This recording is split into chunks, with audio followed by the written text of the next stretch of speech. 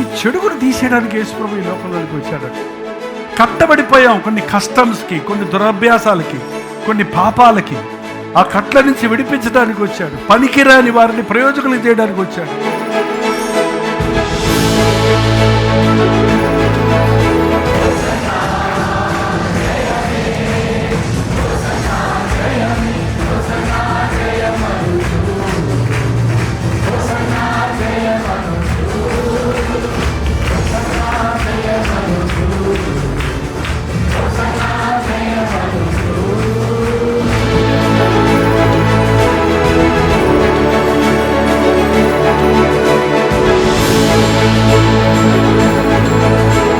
కిందకి దింపేవాడు కాదు ఆయన, పైకి ఎక్కించేవాడు.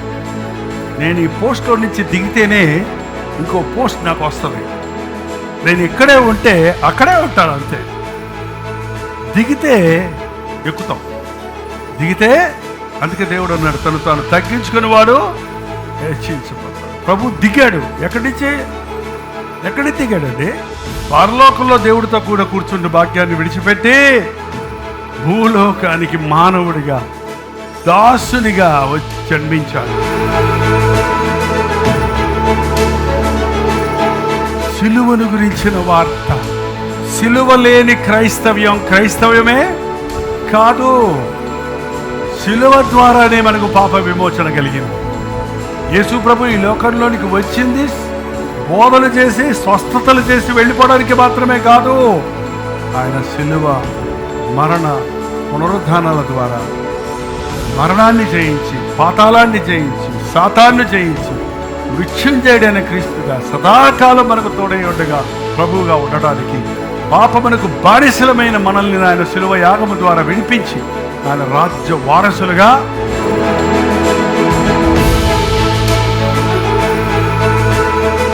యేసు ప్రభు ఈ రాజ్యంలో మనల్ని గొప్పవాటిగా చేయడానికి రాలేదండి. ఈ లోక రాజుగా ఉండడానికి ఆయన రాలేదండి. ఈ లోక రాజ్యాలను పరిపాలించడానికి ఆయన రాలేదు. ఈ లోకాధిపతిగా ఉండడానికి ఆయన రాలేదు. నా రాజ్యము ఈ లోక సంబంధమైంది కాదు. అది పరలోక రాజ్యం, అది శాశ్వతమైన రాజ్యం. వాళ్ళ ప్రతి పాపి ఒక బానిసగా ఉన్నాడు సాతానికి. పాపము చేయువాడు పాపమునకు బానిస.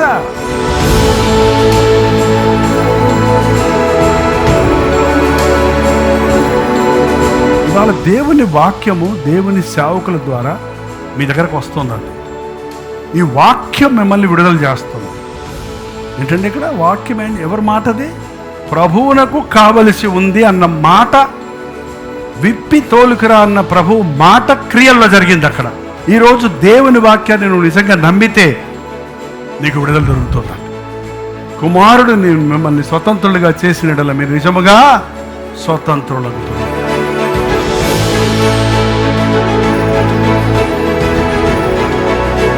ఆయన సిలువలో చీల్చివేయబడ్డాడు. ఆయన సిలువలో వధించబడ్డాడు. ఆ వధించబడిన గొర్రెపిల్ల రక్తములో నీవు కడగబడినప్పుడు పరిశుద్ధుడు అవుతున్నావు, శుద్ధుడు అవుతున్నావు.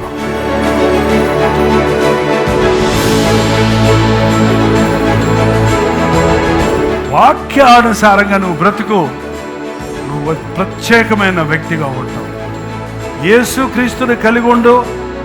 నీ ఆఫీసులో, నీ కాలేజీలో, నీ కుటుంబంలో, నీ జీవితంలో నీవు ఉన్నతమైన వ్యక్తిగా ఉంటావు. ఒక ప్రత్యేకమైన వ్యక్తిగా ఉంటావు. ప్రత్యేకమైన వ్యక్తిగా ఉంటావు. నా ప్రభువుని నేను మోసుకుంటా. నా ప్రభు రాజ్య భారాన్ని నేను మోస్తా. ప్రభు సేవను నేను చేస్తా.